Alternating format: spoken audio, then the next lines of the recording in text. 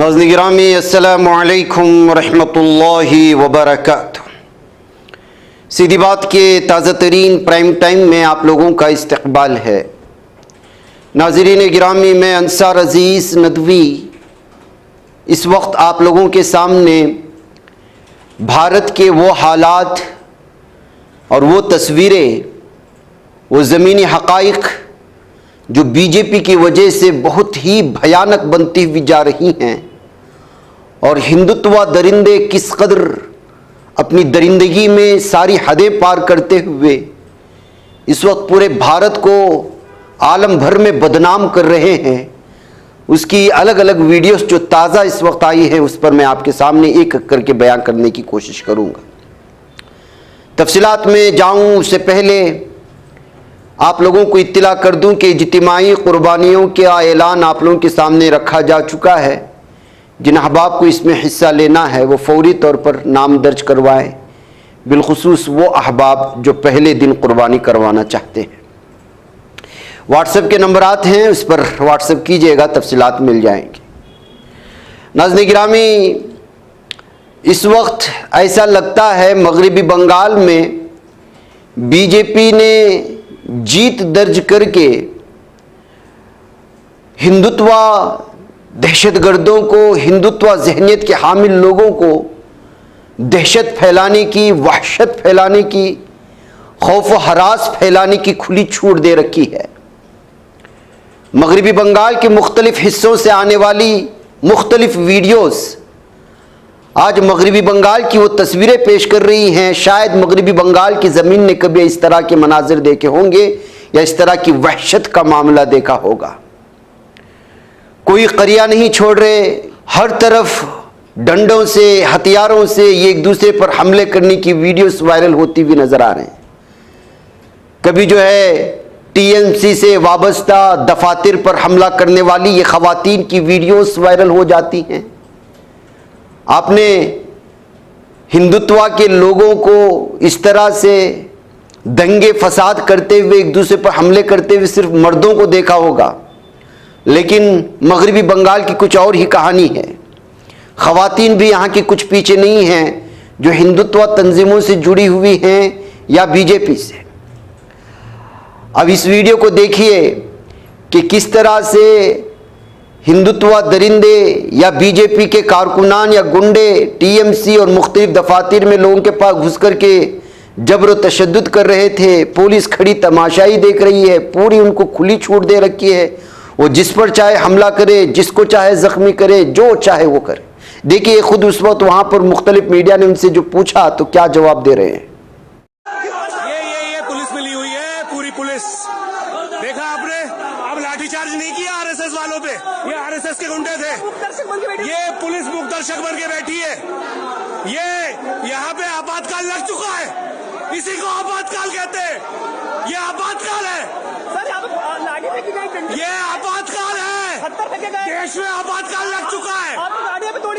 मैं कह रहा हूँ देश में आपातकाल लग चुका है। ये तानाशाही पे आ गए।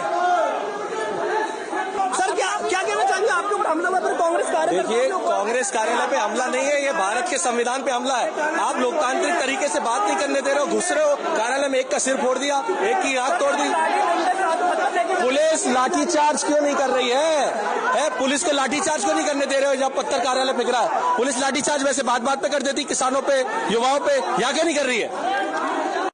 इसके अलावा एक और वीडियो आई है नाज़रीन गिरामी, यहाँ देखिए ऊपर से ली गई ये तस्वीर, इसको शेयर करके दावा किया गया है कि टीएमसी के लीडर को पुलिस के सामने बुरी तरह से डंडों से मारा जा रहा है, फौजियों के सामने, लेकिन कोई उसको रोकने वाला नहीं है।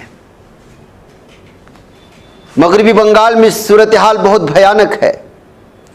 ममता बनर्जी और रिजल्ट को लेकर के किस तरह से वो सारी चीज़ें सामने आई। अखिलेश यादव आज ममता बनर्जी को दिलासा देने और जिस तरह से उन्होंने मुकम्मल तौर पर सारे सिस्टम से लड़ा, उसको मुबारकबादी देने भी पहुंच गए और उनको दिलासा देने भी। तो फिर उसके बाद उन्होंने जो बयान दिया है इस सिलसिले में भी आप यहाँ पर सुन सकते हैं। और दीगर जो लीडरान जो इस वक्त हैं वहां पर उनके साथ टीएमसी के, उन्होंने भी बयान जारी किया है, इसको भी आप सुन लें। ये शायद तस्वीर आपने सबने देखी होगी, ये तस्वीर तो देखी होगी आपने। इससे ज्यादा भयानक काम यहां हुआ है। अगर बुलेट्स के डरा करके वोट डाला जाएगा तो कौन जीतेगा? आप बुलेट से डरा रहे हैं वोट के लिए, और इलेक्शन कमीशन निष्पक्ष नहीं है, बीजेपी के सहारे पे काम कर रहा है। जब बाई इलेक्शन उत्तर प्रदेश का हुआ था, मैं लोकसभा में अपने सभी मेंबर्स को लेकर के, कफन लेकर के गए थे हमारे सांसद, और इसलिए लेके गए थे कि स्पीकर को दे दें जिससे कि इलेक्शन कमीशन तक ये चला जाए, क्योंकि हम लोगों ने कहा कि इलेक्शन कमीशन ही मर गया है। और ये बात हम यूं ही नहीं कहते थे ये तो पहली तस्वीर है।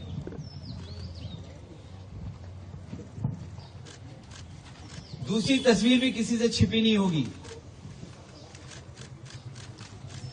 ये दूसरी तस्वीर भी नहीं छिपी होगी किसी से। और फिर जो वोट डालने का तरीका है, मैं केवल एक कॉन्स्टिट्यूंसी का उदाहरण दे रहा हूं, इस तरीके से फोर्स से वोट डलवाया। मैं 2012, 2017, 2022 समाजवादी पार्टी 37%, 2017 42%, 2022 46%। कभी समाजवादी पार्टी चुनाव नहीं हारी। और बीजेपी 29%, 37%, 30%। और जब सेंट्रल फोर्स और फोर्स के साथ जब उन्होंने चुनाव डलवाया, अंदर किसी भी एजेंट को नहीं रुकने दिया। बंगाल में भी यही किया कि जो पॉलिटिकल पार्टी के पोलिंग स्टेशन के अंदर जो एजेंट्स होते हैं, उनको धमकाया, डराया और न जाने क्या क्या तरीका अपनाया होगा। यहां देखिए आप, जब डराया, धमकाया और पुलिस का साथ लिया तो कितना 77% पहुंच गया वोट बीजेपी का। 77%। ये वो डेटा मैं दिखा रहा हूं जो इलेक्शन कमीशन के पास भी अवेलेबल होगा। ये तो पूरे इलेक्शन की प्रक्रिया ही बदल दी इन्होंने। और अब तो ऐसा है बीजेपी की सरकार में इलेक्शन, अगर जनादेश है तो भाई आपने देखा ना, काउंटिंग सेंटर से तृणमूल के लोगों को भगाया गया मार के। वो सारे सीसीटीवी फुटेजेस रिलीज करे। भाई इलेक्शन कमीशन कुछ भी करते हैं तो आप लोगों को मीडिया में दे देते हैं रिएक्शन व्हाट्सएप ग्रुप में, तो सीसीटीवी फुटेजेस रिलीज कर दे कि काउंटिंग सेंटर में नहीं हुआ है, हम मान लेंगे जनादेश। मेरा चैलेंज है कि सीसीटीवी फुटेज काउंटिंग सेंटर का मैं 100 ऐसे देता हूं आपको एसी, इलेक्शन कमीशन 10 रिलीज कर देता। काउंटिंग सेंटर का पूरा दिन का सीसीटीवी फुटेज, खास करके 12 बजे के बाद से 6 बजे तक का 6 घंटा रिलीज कर दे। मैं आपको कंप्लेंट का कॉपी देता हूं जहां पे 17C में जो ईवीएम रिकॉर्ड हुआ था और जो काउंटिंग टेबल में जो ईवीएम आया, दोनों अलग मशीन है, सीरियल नंबर मैच ही नहीं कर रहे। मैं देता हूं आपको, चिट्ठी भेजता हूं मीडिया ग्रुप में अभी। और ये आज मैं नहीं दे रहा हूं, कल हमारे काउंटिंग एजेंसी आरओ को दिया है, जहां पे मान लीजिए वोटिंग मशीन्स जो पूरा दिन आप ये कैमरा पर यूज कर रहे हो, बूम यूज कर रहे हो, भाई इसको आपको चार्ज तो करना पड़ता है। 12 घंटा मशीन यूज हुआ है, जिसका चार्ज खत्म हुआ 50%, 55%, 59%, 60%, 90% मशीन्स वेर 92%, 93%, 95% चार्ज। ये कैसे संभव है?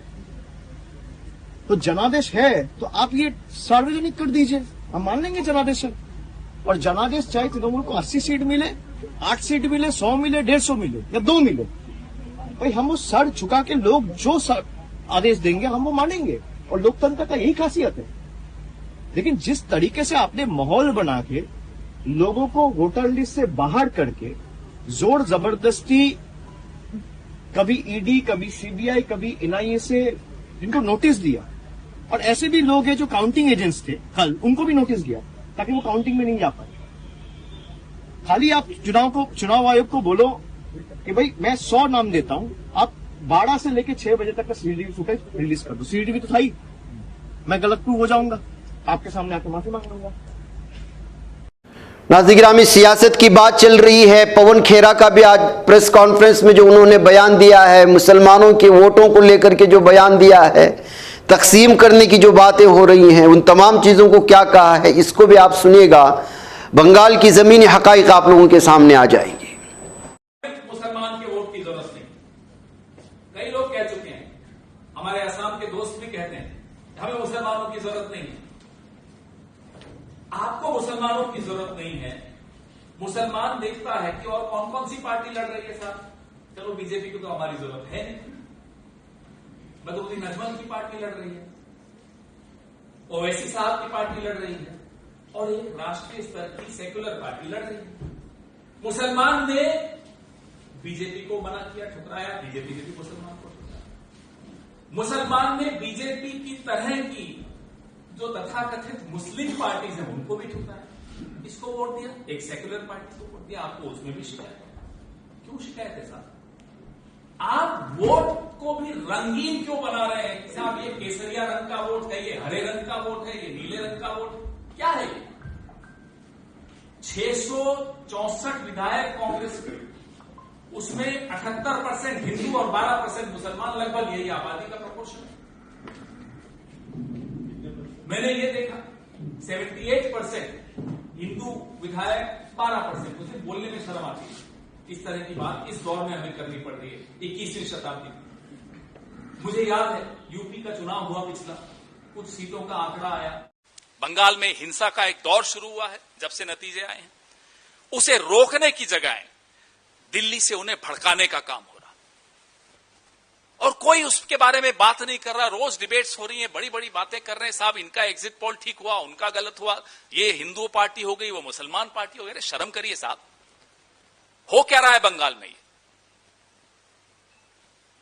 ऑफिसेस जलाए जा रहे हैं प्रतिद्वंदियों के, लोगों को मारा जा रहा है, डीजे बजा बजा के अश्लील गाने चलाए जा रहे हैं, दुकानें तोड़ी जा रही हैं। ये लोकतंत्र है? कोई जीतती है पार्टी, हम तो बचपन से देखते आए, कांग्रेस जीतती है साहब, हम जाते थे, जुलूस निकालते थे, खुश होते थे, नारे अच्छे लगाते थे, बीजेपी के खिलाफ नारे लगाना बंद कर देते जिस दिन हम जीत जाते थे। हम अपनी पार्टी की जिंदाबाद करते थे, हिंसा तो नहीं करते थे। ये जीत की खुशी नहीं है, ये कुछ और है। ये गुंडागर्दी है, ये दादागिरी है, ये लोगों को डराने का तरीका है। डराने की क्या जरूरत है? अब तो आपको संविधान की शपथ लेनी है, उससे पहले आप ये क्या माहौल बना रहे हो? 12 साल हो गए प्रधानमंत्री जी, आप अपने पद के अनुरूप आचरण करिए, रोकिए इस हिंसा को। बंगाल आपकी तरफ देख रहा है, पता नहीं क्यों देख रहा है, हम तो देख देख कर परेशान हो गए, थक गए। आपने कभी उस तरह का आचरण नहीं किया। नाज़रीन गिरामी, अब ऐसा महसूस होता है कि आसाम में वजीर आला का चेहरा बदलने वाला है। हिमंता बिस्वा शर्मा, मुस्लिम दुश्मन चेहरा, गंदी गालियां देने वाला, पवन खेरा को जान से मारने की धमकी देने वाला, पता नहीं क्या क्या करने वाला, आज इसने सीएम के ओहदे से इस्तीफा दिया। जाहिर सी बात है कि इलेक्शन होने के बाद उनकी मुद्दत कार भी खत्म हो रही थी, अब दोबारा सीएम बनना है तो जो हलफ उठाना होगा। लेकिन बीजेपी का मूड शायद इस वक्त चेंज हो चुका है, और सीएम का और हिमंता बिस्वा का ये लहजा और उसके चेहरे पर मायूसी और लड़खड़ाती जबान ये कह रही है कि शायद इस मर्तबा इसको सीएम बनने नहीं दिया जाएगा। कोई और चेहरा आसाम में इस वक्त सीएम बनने वाला है। इस वीडियो के सामने आने के बाद, आज उनके इस्तीफा के बाद, इसी तरह के तबसरे मुख्तलिफ सोशल मीडिया के अलग अलग अफराद भी कर रहे हैं, और मेन स्ट्रीम मीडिया भी इनके बदले हुए लहजे को लेकर के अलग अलग तरह के तबसरे कर रहा है। आप इसको सुन लीजिएगा। Shri JP Nadda and Sri Naib Singh Saini both have been appointed as an observer by our national president Sri Nitin Nabinji. Who will be the chief minister, who will be the next leader, will be decided by the legislature party, and following the meeting of the legislature party, BJP and NDA will come back to this Lok Bhavan again, and will stake claim to form a government. But leader of the legislature party is yet to be selected, so we should wait for the process to be completed. What date oath will be taken, sir? There are indications that oath will be post 11th of May, because we invited Honorable Prime Minister to kindly grace the swearing-in ceremony of our government this time, because we are not only win with a century, but along with that we also deliver a hat-trick. So a hat-trick with century, that is why we have invited Honorable Prime Minister to grace the occasion. However, the indication from his office that it will be possible only after 11th of May. नाज़रीन गिरामी, आसाम में अगर सबसे ज़्यादा किसी party को नुकसान हुआ है तो मौलाना बदरुद्दीन अजमल साहब के पार्टी को। गुज़िश्ता साल 15 से 17 एमएलए इनके पास थे, इस साल सिर्फ 2 ही एमएलए इनके पास रह गए, उसमें खुद ये भी एक हैं, बाकी सब के सब कांग्रेस चले गए। तो इससे बहुत सारे तबसरे निकलते हैं। मैंने इससे पहले भी उसमें तबसरा किया है कि कांग्रेस को अगर मुसलमान सहारा नहीं देंगे तो कांग्रेस पूरे भारत में कहीं भी वाक़ई नहीं रहेगी। कांग्रेस में ही आप देख लीजिएगा, केरला में ही आप लोग देख लीजिएगा, कांग्रेस ने जो जीत दर्ज की है उसमें 40 हिंदू हैं, बाकी 30 मुसलमान और क्रिश्चियन एमएलए चुन करके आए हैं। तो ऐसी सूरत हाल में नाज़रीन गिरामी, बदरुद्दीन अजमल साहब को अपने पार्टी की ये हार और अपने हाथों से एमएलए निकलना बर्दाश्त नहीं हो रहा, और बार बार कांग्रेस पार्टी को कह रहे हैं कि ये अब मुस्लिम लीग बन चुकी है, इसको कांग्रेस का नाम देना बड़ा मुश्किल हो चुका है, इसलिए कि ये मुस्लिम वोटों के बिना कहीं भी इसका इस वक्त जो है बुनियाद ही नहीं रहेगी। देख लीजिए। अभी जो रिजल्ट आए हुए हैं तो इसमें देखा जाए कि आपकी पार्टी 2 सीटों पर कांग्रेस 19 पर, तो ऑपोजिशन का जो हालत हुआ है तो इसके बारे में क्या? ऑपोजिशन का ये हालत हुआ है दुर्भाग्य से, कांग्रेस के प्लानिंग की गलती की वजह से ऑपोजिशन मुस्लिम लीग हो गया, कांग्रेस पार्टी मुस्लिम लीग हो गया। इस मुस्लिम लीग को लेके उनको पूरे दुनिया में अपना चेहरा दिखाने से पहले डूब के मरना चाहिए। मुस्लिम लीग कांग्रेस ने बनाया प्लानिंग करके। तो आने वाले समय में आप क्या देख रहे हैं? आने वाला आसाम में असेंबली में हम 2 हैं, एक अकेला 100 पे भारी, 2 है इंशाल्लाह 200 पे भारी। हम काम करेंगे और जो हमारा ऑपोजिशन का रोल है वो हम अदा करेंगे। कांग्रेस ये रोल ऑपोजिशन का अदा कर ही नहीं सकती। तो उच्छेद के मामले में इतने दिन से उच्छेद हो रहा है, हेमंत बिश्व शर्मा, इतनी बड़ी बड़ी बातें असेंबली के अंदर आप लोगों ने देखा, हमारे पास रिकॉर्डिंग मौजूद है कि ऑपोजिशन में रोल अगर अदा किया तो यूडीएफ ने अदा किया। एक एमएलए को मार्शल ने उठा के बाहर फेंका। हमारे यहाँ आंदोलन हुआ, अंदर हुआ, बाहर हुआ, प्रोटेस्ट हुआ, किसने किया? ओनली यूडीएफ करता था। आज यूडीएफ को इन्होंने प्लानिंग से खत्म किया, तो अब संभालेंगे ऑपोजिशन का रोल। और इतना घट गया है, इसके लिए आप किसको जिम्मेदार ठहराते हैं? देखो, इसके लिए तो हम अपने आप को जिम्मेदार ठहराते हैं। दुश्मन की चाल तो हर जगह रहती है। हाँ, कांग्रेस और बीजेपी ने मिलके हमको प्लानिंग के साथ हराया, इसलिए उसका बोल के अब कोई फायदा नहीं। हम हारे हैं तो हारे हैं। कारण ये था, जो रीजन अगर आप पूछ लो कि हमारे मुस्लिम लोग पढ़े लिखे कम है, ये तो आप मानते हैं। लिटरेसी रेट कितना है ये भी आप लोग जानते हैं। मुस्लिमों के ऊपर जो 10 साल में और खास करके last 5 years doctor Hemant Biswa Sharma ने जो जुल्म किया और जो अत्याचार किया, मियाँ जी के नाम से जो लांछना वंचना किया, फिर इलेक्शन से पहले उसने बोल के शुरू किया मैंने मुस्लिम्स का कमर तोड़ दिया और आपके जीत के आऊंगा तो और जो कुछ भी बाकी है वो भी डींगी भी तोड़ दूंगा। इससे लोग डर गए। इस डर को कांग्रेस को दूर करना चाहिए था। कांग्रेस को उसका मुकाबला करना, हमने किया मुकाबला। हमने हेमंत बिश्व शर्मा के सामने जितना बोलना है हम ही लोगों ने बोला है, यूडीएफ नहीं बोला है। इन या जो भी है, कांग्रेस ने वो रोल अदा नहीं किया। कांग्रेस घर घर में जाके हमारे मुसलमानों को डर दिखाया, ओ शेर आ रहा है, शेर आ रहा है, क्या होगा, खा जाएगा। पॉलिटिकल पार्टी का काम ये नहीं है खा जाएगा, लड़ना है, मुकाबला करना है, ये पॉलिटिकल काम है। ये कांग्रेस पार्टी भूल गई। उन्होंने स्ट्रेटेजी जो बनाया, मुसलमानों को घर घर जाके डराया, देखो अगर हेमंत आ गया तो तुम्हारा क्या हाल होगा। हम भी जानते हैं हेमंत आएगा तो बुरा होगा, लेकिन वो डराने की चीज नहीं थी, मुकाबला करने की चीज थी। तो उन लोगों ने क्या कहा कि एक ही सूरत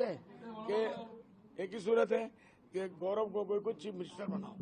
चीफ मिनिस्टर बनेगा, हेमंत चला जाएगा तो तुम्हारा दुख के दिन दूर हो जाएंगे और सुख के दिन आ जाएंगे। ना नौमन तेल होगा, ना राधा नाचेगी। अब गौरव गोगोई अपना ही सीट नहीं संभाल पाए, लूरी ज्योति के ऊपर आशा था, वो भी अपना सीट नहीं जगा पाए। तो इस तरीके से उम्मीदों पर का लड़का हार गए, 3 चीफ मिनिस्टर के लगे। अब इस हाल में जाके ये नाव डूबा है। नाज़िर-ए-गिरामी, बीजेपी मरकजी हुकूमत अदालत की जानिब से सही तौर पर हिंदुत्व दरिंदों की जानिब से होने वाली दरिंदगी को कार्रवाई ना करना, अदलिया का खामोश होना, निज़ाम का खामोश होना, सिस्टम का खामोश होना, हुक्मरानी का खामोश होना, आज मुसलमानों के तय नफरत का क्या आलम बना है और फिर लॉ एंड ऑर्डर की क्या सूरत हाल है कि किसी आश्रम के या किसी मंदिर के इहाते में लगभग कई तलवारें मिल जाती हैं, मीडिया उसको नहीं दिखाता। आज खुली ट्रेन में, चलती ट्रेन में हथियार लेकर के हिंदुत्व दरिंदे डीजे लगा करके नाचना शुरू कर देते हैं, खुले तलवारें लहराते हैं, लेकिन इनके खिलाफ कोई कार्रवाई नहीं होती। ये किस कदर जो है दहशत का माहौल बना रहे हैं ट्रेन में। अभी हाल ही में तौसीफ रजा नामी एक आलिम दीन का किस तरह से बरेली के रेलवे स्टेशन पर, उससे थोड़ी दूर पर उनको कत्ल करके फेंक दिया गया हिंदुत्व दरिंदों की जानिब से, जिस दरिंदगी के साथ उनके साथ पेश आए। इसके बाद इस तरह से बड़े पैमाने पर हथियारों को लेकर के चलने वाले इन दरिंदों के खिलाफ कोई कार्रवाई ना होने पर भी इस वक्त दहशत का आलम जो बना हुआ है। वहीं पर एक और वीडियो ट्रेन की ही मैं आपको दिखाना चाहता हूं कि ये हिंदुत्व हिजड़ों की भीड़ या तो जो है किसी मज़ारों पर, ख़ब्रस्तानों पर जाकर के अपनी दरिंदगी दिखाते हैं, जो मुर्दा सोए हुए हैं, जो कुछ नहीं कर सकते, वहां पर आग लगा करके कुछ जो है अपनी दरिंदगी और हिजड़ेपन का सबूत देते हैं, जिसकी मिसाल इस वक्त एक वीडियो बदलेगी, आप देखेंगे। ये कुछ दिन पहले की वीडियो बताई जा रही है। इन दरिंदों ने ख़ब्रस्तान में घुसे, वहां की चादरों को आग लगाया और बाकी कुछ खबरों में जो है तोड़फोड़ शुरू कर दी। ये हिंदुत्व दरिंदों का हिजड़ों की वो भीड़ है जिनका जो है बस चलता है सिर्फ निहत्ते मुसलमानों पर। जो कोई अकेला मुसाफिर सफ़र कर रहा है, कोई अकेला जो है किसी ट्रक पर जा रहा है, किसी बस पर सफ़र कर रहा है, कोई अकेला गाड़ी में जा रहा है। ये हिजड़ों की भीड़ जो अपने आप को जो है बड़े पैमाने पर साबित करने की कोशिश करते हैं कि हम धर्म रक्षक हैं, असल में ये वो दरिंदे हैं जिनका जोर सिर्फ और सिर्फ या तो क़ब्रिस्तानों में चलता है या किसी तनहा निहत्ते मुसलमान पर। आप देखिए ये ट्रेन की वीडियो, इस दरिंदे की दरिंदगी देखिए, उस शख्स की उम्र देखिए, उसके हालात देखिए, उसके चेहरे की मायूसी देखिए, और वो दरिंदा जो उनकी गर्दन दबाने की कोशिश कर रहा है, उस दरिंदे के हालात देखिए। और जो वीडियो बना करके इसको वायरल करने की दरिंदगी कर रहा है उसको देखिए, और उसके आसपास में खड़े हुए एक खामोश लोगों की उस बेहिसी को और गैर इंसानी सलूक को आप देखिएगा। ये इस वक्त भारत के हालात है मुसलमानों को लेकर। और दिखाऊं मैं, ये इस वक्त सिस्टम में बैठे हुए अफसरान वो मुस्लिम खवातीन के साथ क्या दरिंदगी कर रहे हैं। इस वीडियो को सुनिए। एक खातून गैस लेने जाती है तो मोदी का नाम लेकर के इस औरत को वहां पर मौजूद वो दरिंदा किस तरह की गालियां देता है, जिस गाली को जो इस जबान पे अदा भी नहीं कर सकते। इस खामोश खातून जो 6 महीने से कोशिश कर रही है गैस हासिल करने के लिए, नहीं देता, फिर मोदी के नाम पर गाली देता है और फिर जो है वहां मौजूद वो शख्स उसकी वीडियो बनाता है। इस वीडियो आप सुनेंगे तो आपके रोंगटे खड़े हो जाएंगे। सिस्टम में मौजूद हिंदुत्व दरिंदों की दरिंदगी भी आप इसको देख लीजिएगा। इसके बाद मैं एक और वीडियो आपको दिखाता हूं, एक मुस्लिम खातून के साथ एक जगह पर उसका खुद का पैसा हासिल करने जाती है तो वहां मौजूद एक स्टाफ, लेडी स्टाफ उसके साथ क्या सलूक करते। पहले इसको आप सुने। ये महिला है, इनके साथ जो है सनवी में गैस एजेंसी के मालिक और उनके कर्मचारियों ने अभद्र व्यवहार किया और यहाँ ये गैस लेने आई थी। इनको यहाँ तक बोला गया कि मैं मतलब वो शब्द दोहरा भी नहीं सकता कि तुम जैसे लोगों के मोदी ने डंडा सूट रखा है। इस महिला को ऐसा शब्द जो है गैस एजेंसी मालिक और उनके कर्मचारियों के द्वारा कहा गया। क्या नाम है तुम्हारा? शकीला नाम है। मेरे घर वाले का नाम। क्या करना है तुम? दिखाओ कागज। मैं तो कॉपी नहीं खाई थी। 5 महीने हो गए मुझे वो कर रखा है इन्होंने। ये महिला पिछले 5 महीने से चला रही है। 5 महीने हो गए और इनके साथ इतना गंदा अभद्र व्यवहार किया है कि कोई पुरुष महिला को ऐसे शब्द कह भी नहीं सकता जैसे इनको कहे गए हैं। हम बार बार यही चीजें जिला प्रशासन के सामने रख रहे हैं और नगर की जनता के सामने रख रहे हैं, लेकिन न जाने क्या कारण है। क्या मोदी जी का, योगी जी का इस गैस एजेंसी के ऊपर हाथ है और क्या योगी जी ने और भाजपा ने इस गैस एजेंसी मालिक को क्या रखा है कि तुम दलितों के, मुस्लिमों के, पिछड़ों की महिलाओं के साथ ऐसा अभद्र व्यवहार करें, उनके साथ गाली गलौज करें। इस एजेंसी पे जितनी गुंडागर्दी हो रही हो, मैं मानता हूं कि शायद ही जिले के किसी भी गैस एजेंसी पे ऐसा व्यवहार उपभोक्ताओं के साथ हो रहा है।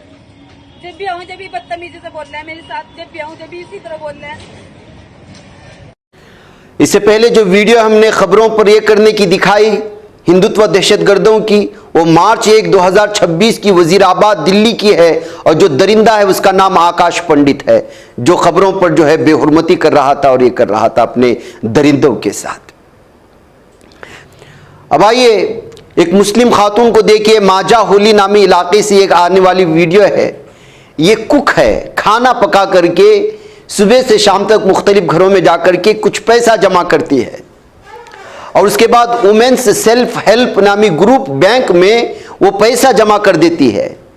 जब पैसा हासिल करने के लिए खवातीन वहां जाते हैं, अपनी मेहनत का पैसा, तो उस खातून के साथ वहां की स्टाफ किस दरिंदगी के साथ उसको खींच करके ले जाती है। ये आप देखिए, ये मुस्लिम खातून है, अपनी मेहनत का पैसा। आइए नाज़रीन गिरामी, एक और वीडियो जो झारखंड से आई हुई है। हमारे मुसलमानों के हालात देख लीजिएगा भारत में। यहां पर झारखंड में किसकी हुकूमत है आप बेहतर अंदाज में जानते हैं, लेकिन गुज़िश्ता 15 सालों में मॉब लिंचिंग की, मुसलमान पर होने वाले हमलों की सबसे ज्यादा अगर फहरिस्त सामने आती है तो इस इलाके से आती है। एक वीडियो इस वक्त आ रही है, इसका नाम आरिफ अंसारी बताया जा रहा है। हर्ष पांडे नामी कुछ दरिंदों ने अपने दोस्त के साथ इस पर हमला किया, इसको अधमरा कर दिया और उसको जो है बेरहमी से पीटने के बाद छोड़ करके चले गए।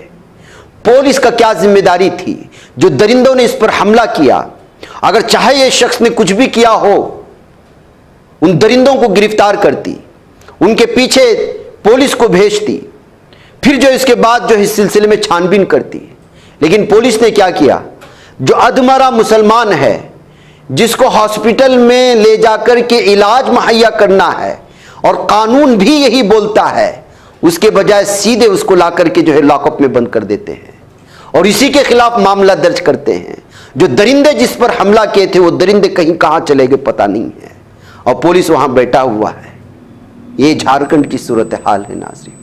मिन जुमला तौर पर अगर इस वक्त देखा जाए, बिलखुसूस वो इलाके जहां पर जो है बीजेपी की हुकूमत है, या फिर जिस तरह से इस वक्त पूरे माहौल को परागंदा कर दिया गया है, हिंदू मुसलमान कर दिया गया है, उसकी वजह से निहत्ते तन्हा मुसलमानों का कहीं जाना, कारोबार करना और भी बहुत ही भयानक सूरत हाल बिलखुसूस हिंदी बेल्ट में इस वक्त बनाने की कोशिशें हो रही।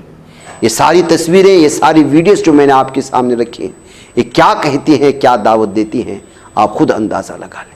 मुझे इजाज़त दें। अस्सलामु अलैकुम रहमतुल्लाहि व बरकातहू।